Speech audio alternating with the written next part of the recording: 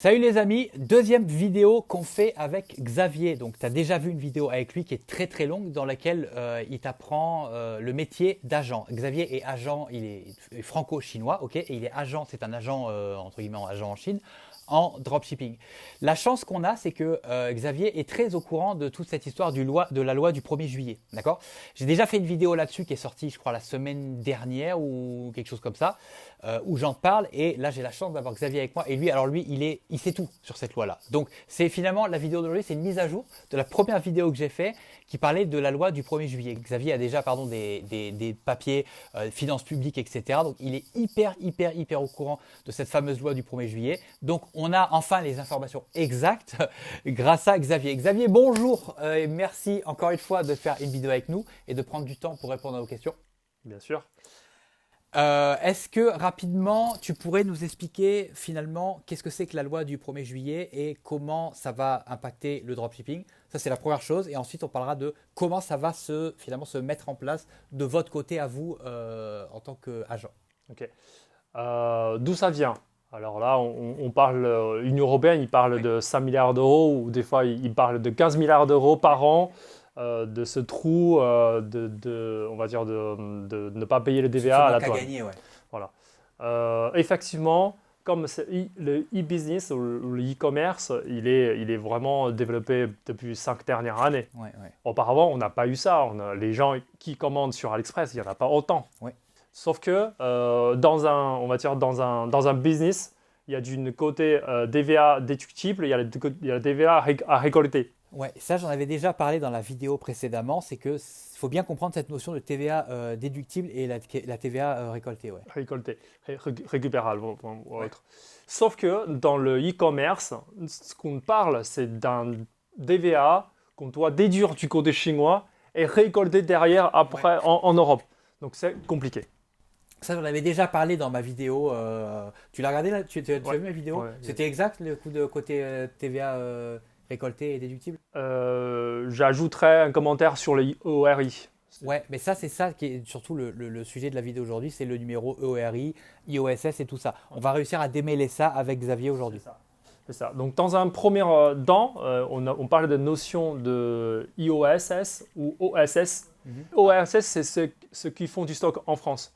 Par exemple, ceux qui font des FBA, il le faut ce numéro-là. D'accord. FBA, c'est Amazon. C'est-à-dire si tu as ton propre stock chez Amazon, dans les entrepôts d'Amazon. Voilà, il faut avoir ce numéro OSS. OSS. Voilà. Parce que tu vends un stock qui est déjà présent physiquement en Union européenne. Ouais. Le IOSS, c'est le guichet unique de DVA étranger, on parle d'un produit que sociétés françaises ou européennes ou les sociétés en dehors de l'Union européenne vendent les produits avec les marchandises qui sont venues de l'étranger en dehors de l'Union européenne. IOSS, donc pour résumer, il te faut un numéro OSS à partir du moment où tu as déjà ton stock qui est déjà en France. C'est ça. Ok. Et il te faut un numéro IOSS à partir du moment où tu fais venir ton stock en France depuis l'extérieur de l'Union européenne. C'est ça. Peu importe l'origine de la société. Aujourd'hui, on distingue entre les sociétés Union européenne et les sociétés hors Union européenne. La différence entre ça, c'est les Unions européennes, les sociétés Union européenne, ils doivent avoir leur propre IOSS sous leur compte. Oui. Les sociétés en dehors de l'Union européenne, ils doivent appeler un service de représentant fiscal avec une société présente en Union européenne. Ça, c'est les deux choses distinguées. Voilà. Comment ça va se passer concrètement dès qu'on a ce numéro de IOSS là? Nous, on ne peut pas faire la demande en tant que... On peut faire la demande, nous. Bien sûr, en tout cas, c'est la loi qui le dit, c'est qu'il faut faire la demande par vous-même, D'accord. par les vrais e-commerçants. Parce que j'ai vu sur des groupes qu'il y en a qui font appel à comme un peu des prestataires pour obtenir ces numéros-là. Pas Tu peux nécessairement. le faire tout seul. Toi, tu as reçu le courrier des finances publiques. Moi, je ne l'ai pas reçu. Alors, je ne sais pas pourquoi, mais qui te dit comment aller concrètement chercher comment aller récupérer ton numéro. C'est ça. Moi, ce courrier-là, la demande, tu vois la Ouais, date, le 11 juin. le 11 juin, je l'avais demandé. Je l'avais reçu milieu de la semaine dernière, donc exactement 2 semaines. D'accord. 15 jours après, je l'ai reçu ce courrier-là. Et où est-ce que tu es allé pour demander ça? En fait, moi, je vais passer un document à toi, comment il faut, étape par étape, enchaîner. Normalement, ça, on le demande dans l'espace professionnel du site impôts.couv.fr. Donc si, mettons, moi, je travaille avec toi, tu vas me donner un document sur lequel je vais aller, sur lequel il y a les informations pour que j'aille récupérer mon numéro et obtenir finalement la même chose que toi. C'est ça. Donc là, sur ce courrier-là, tu as une code d'activation que toi, tu vas recevoir et tu vas saisir ce code d'activation sur ton compte de espace professionnel. D'accord. Et c'est à partir du moment où tu fais ça, il va activer, là-dessus, il est marqué guichet de TVA UE. Ok.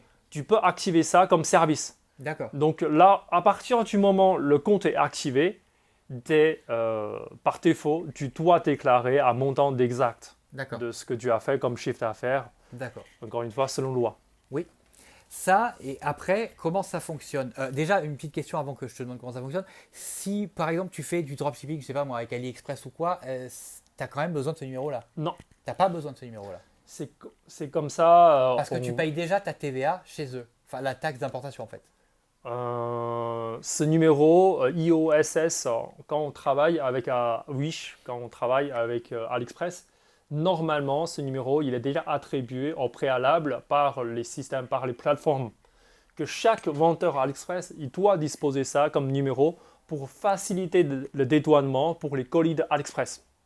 Donc après, c'est juste à toi de déclarer, quand tu déclares tes revenus de ta société, c'est à toi de déclarer la TVA que tu as collectée.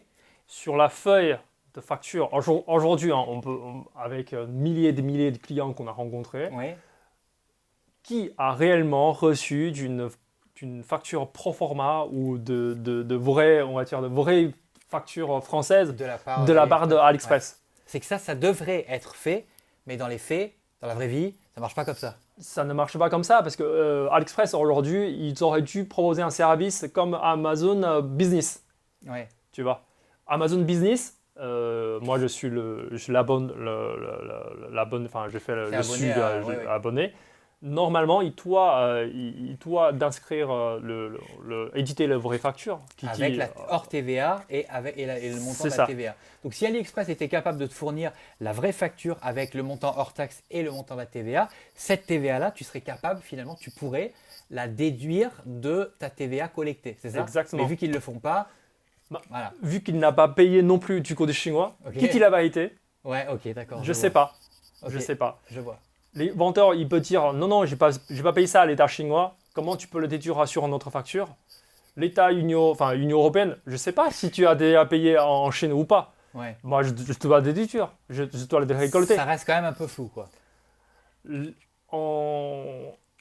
Si on rentre dans les vrais conflits d'intérêts des deux, la Chine est le deuxième de puissance mondiale économiquement parlant. Ouais. L'Union européenne, il est aussi le deuxième, parce que quand on parle de l'Union européenne, c'est aussi très puissant. Ouais. Les deux grands joueurs mondialement parlant, qui dit la vérité? Ouais, je comprends. Il n'y a même pas l'arbitre. Ouais, je comprends. Tu peux pas arbitrer. Donc finalement, on est un peu dans le flou, donc on fait encore malheureusement un peu comme on peut. Comme on peut. Sous-entendu, légalement, qu'on doit faire maximum des choses qu'on peut. Ouais. Tu vois. Ouais. Voilà. Donc concrètement, maintenant, si je travaille avec toi, donc avec un agent, d'accord? Une fois que j'ai mon numéro IOSS, qu'est-ce que je fais avec? Tu nous le donnes. Si vous avez déjà eu le numéro de IOSS là, tu nous le donnes. Nous, on fait l'inscrire dans notre système que chaque de vos colis, on va attribuer ce numéro de IOSS là sur chaque de votre colis. Donc, ça veut dire quand la douane, elle va voir passer le colis, elle verra quand elle va scanner que le numéro IOSS, c'est bien le mien. C'est ça. C'est un peu plus compliqué que ça, mais le principe c'est le même. Rassurez-vous que votre colis ne sera pas affiché avec votre numéro de IOSS là, parce que cette code là, il reste confidentiel. D'accord. Que tout le monde ne doit pas le voir. Et dans ce propre propos, nous, bien sûr, on doit garder les secrets. Mais vous devez quand même le communiquer. On doit les communiquer via notre système. D'accord. On n'a pas le droit de le divulguer non plus, D'accord. les informations de nos clients. D'accord. Tu ok. vois, Donc c'est pas- vous le faites en interne. On le fait via notre système, on le communique directement avec les systèmes de nos logistiques. Ouais.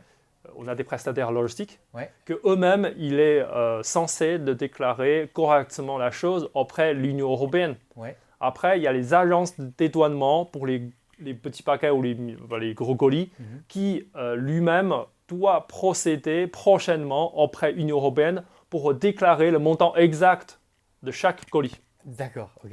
Et comme ça, tous les fins du mois, en fait, par exemple, si on rentre en juillet, les clients ou les agences de dédouanement, ils sont censés de déclarer le montant exact de chaque colis pour l'État avant 31 août. D'accord. Pour les colis entre 1er juillet jusqu'à 31 juillet. Ok. Il y a un Il y a mois un mois de battement. Ouais. Voilà. Donc ok. voilà. Ça, c'est dans le respect de 100% ce qu'on dit. Donc maintenant, comment ça se passe si j'ai pas de numéro OSS, j'ai pas de numéro d'IOSS et je ne travaille pas finalement avec toi? J'ai pas de numéro, j'ai rien. Comment je fais? Comme le système il commence à mettre en place vraiment à partir de 15 juin, parce que là on a pris vachement de retard, enfin, même si on a déjà communiqué le sujet 2 mois au préalable, Ouais. par contre tout le monde ne sont pas prêts, on va dire, à utiliser ça comme Ouais. système. En solution alternative, je dois distinguer entre les deux cas, entre les sociétés qui n'ont pas les IOSS là, ou les sociétés étrangères à Dubaï, à Madagascar, voilà, qui n'ont pas ce numéro IOSS là. Nous, avec nos logistiques, on essaye de mettre en place c'est comme si je suis votre représentant fiscal. On déclare auprès de vous, mais nos logistiques, ils imposent, enfin nous-mêmes aussi, on donne un X pourcentage de commission. Mhm. Dans la semaine dernière, on parle d'une commission de 8 à 10%. Mhm. Au-delà de 20% pour la France, 21% pour Belgique, 19% pour l'Allemagne. Mhm. On parle encore 8% de supplémentaire pour commission pour déclarer auprès de la douane à votre place.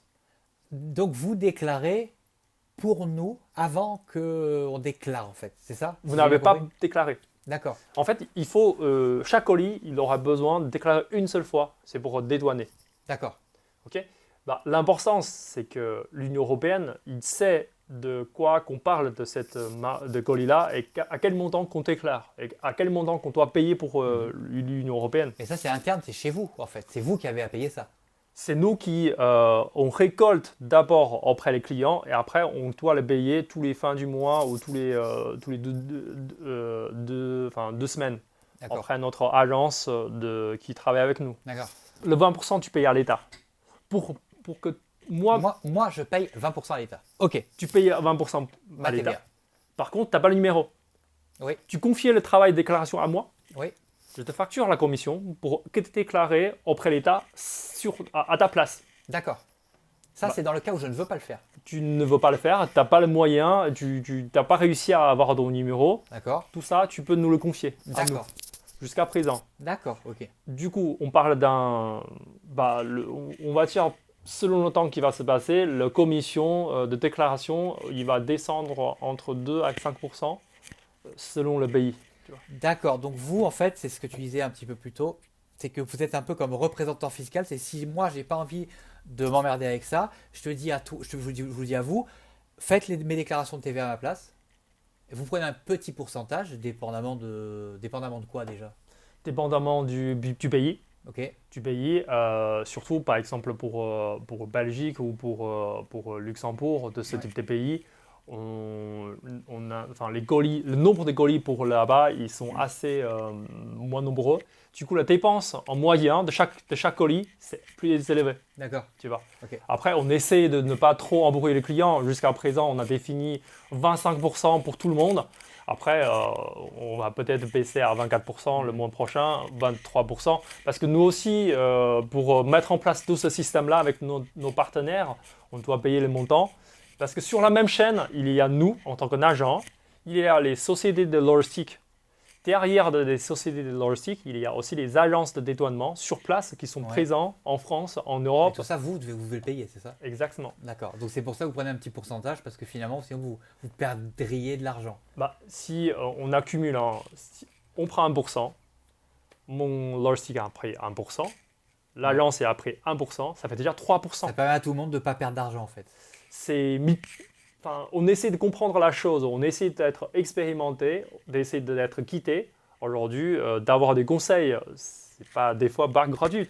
On est d'accord. On est bien sûr. Et surtout, la déclaration sur chaque colis, c'est systématiquement devenu une tâche quotidienne pour nous. Ça ajoute encore en plus. Une tâche en plus à faire. Voilà. Okay. Donc si jamais par exemple moi je me débrouille tout seul, je veux que personne m'aide, etc. Si je veux récupérer ce numéro IOSS, comment je fais? Je vais sur le site des impôts. C'est ça. Tout simplement. Tout simplement. Et je me connecte à mon interface et je devrais être capable de le trouver, comment demander mon numéro IOSS. Ouais. C'est ça? Je te filerai le document et tu verras, c'est assez intuitif. On est normalement sous un délai de 1 à 2 semaines. Aujourd'hui, on parle plutôt d'une dizaine de jours. Par contre, une fois que le système il est réellement mis en place, le courrier il part de Nantes. Normalement, c'est de Nantes. À chez vous, partout en France, c'est 10 jours. Donc, toi, tu vas me donner le document qui va être en fin de compte la marche à suivre. Et ça, je vais vous le donner. Donc, je vous le mettrai en dessous dans la description, le petit document à télécharger qui va être ce que Xavier va me donner. Comme ça, vous pourrez également, si vous voulez faire la déclaration par vous-même, vous pourrez directement la faire grâce à ce que Xavier va me donner. Ça, c'est super sympa en tout cas. Pas de souci. J'ajouterai, je l'ouvre d'une parenthèse, parce que sur chaque déclaration, on parle d'un montant.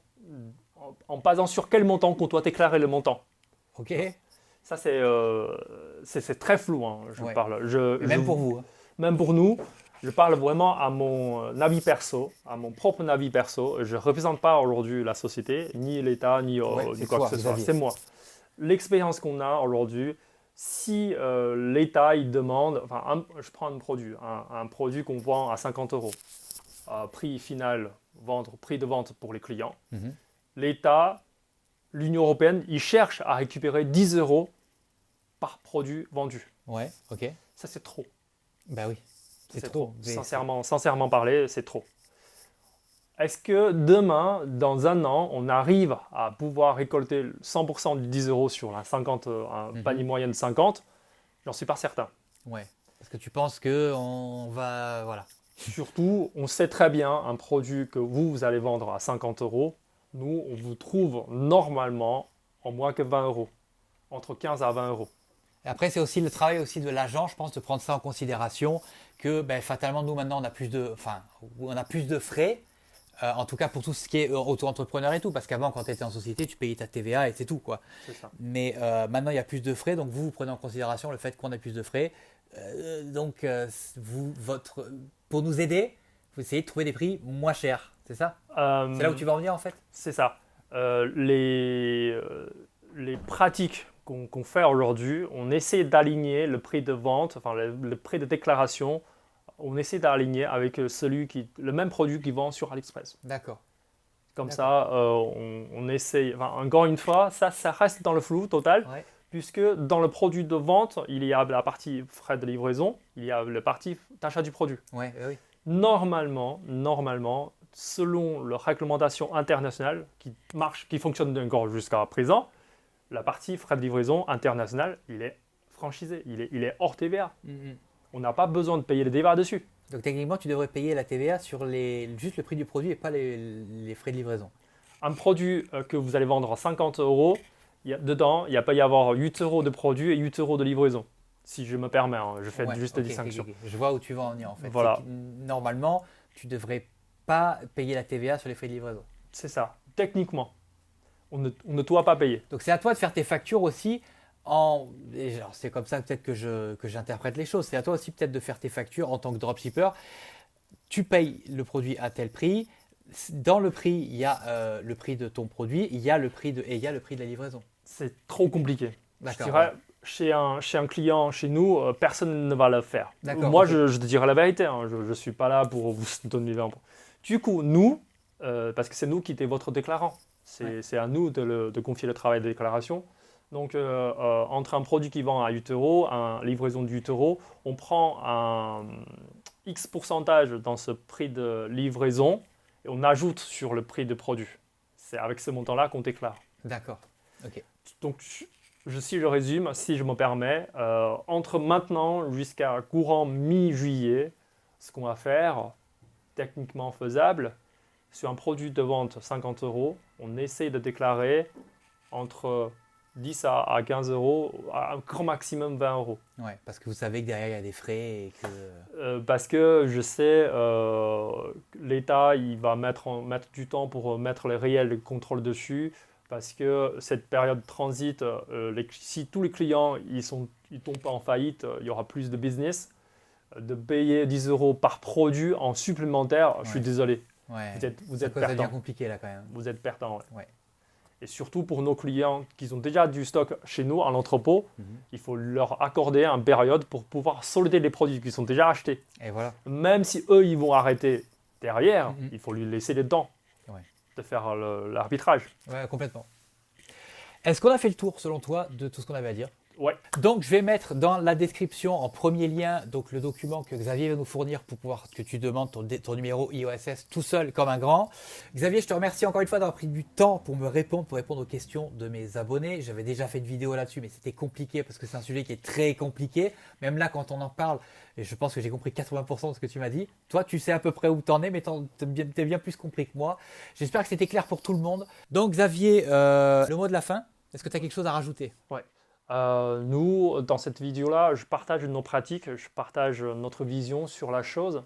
Par contre, encore une fois, à partir du 1er janvier, enfin, ce sera ce jeudi-là, hein, on ne saura jamais, 1er juillet, on ne saura jamais quel est le niveau du contrôle dessus, quels sont le délai à ralenti, quel est l'impact réel sur l'acquisition du flux. Parce que normalement, si tout le monde doit payer plus cher pour les colis, il y aura moins de e-commerçants qui s'y mettent sur Facebook. Eh ouais. Du coup, systématiquement, le dépense publicitaire sur Facebook, il y aura une baisse. Il y aura une baisse. Il y en aura moins qui vont s'essayer. Voilà.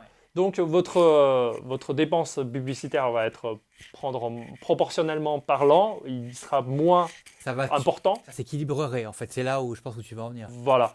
Et avec Amazon et AliExpress et tout le monde, enfin Cdiscount aussi, ils vont tous augmenter le 20% sur leur prix de vente. Donc eux seront plus chers, donc ok. Normalement. C'est comme ça que tu le vois. Ben oui, finalement, c'est quand même une bonne idée de voir les choses de cette manière-là. Ouais. Tu vois. Moi, je suis plutôt, je suis pas, en tout cas, je suis pas pessimiste hein, que le dropshipping il est mort. Enfin, depuis des années qu'on en parle. Avec ça, avec le changement de TVA et tout ça, ça va encore plus difficile pour les débutants. Ça, j'en suis conscient. Mais les gens qui font du temps avec des années d'expérience dessus, vous n'aurez pas de soucis pour faire proprement dit votre business. Ok. Ça, c'est ma vision. Super. Merci beaucoup pour ce mot de la fin. Cette vidéo est maintenant terminée. Merci de l'avoir regardée jusqu'au bout. Celle-ci aussi était assez longue. Avant de partir, n'oublie pas, comme d'habitude, mets un pouce bleu, abonne-toi à la chaîne si ce n'est pas déjà fait et active la petite clochonnette comme ça à chaque fois que je sortirai une nouvelle vidéo. Tu en seras informé. Je te laisse là. Nous, on va prendre un petit moment maintenant pour aller manger. Je te dis ciao, ciao. On se voit dans la prochaine vidéo. Bye.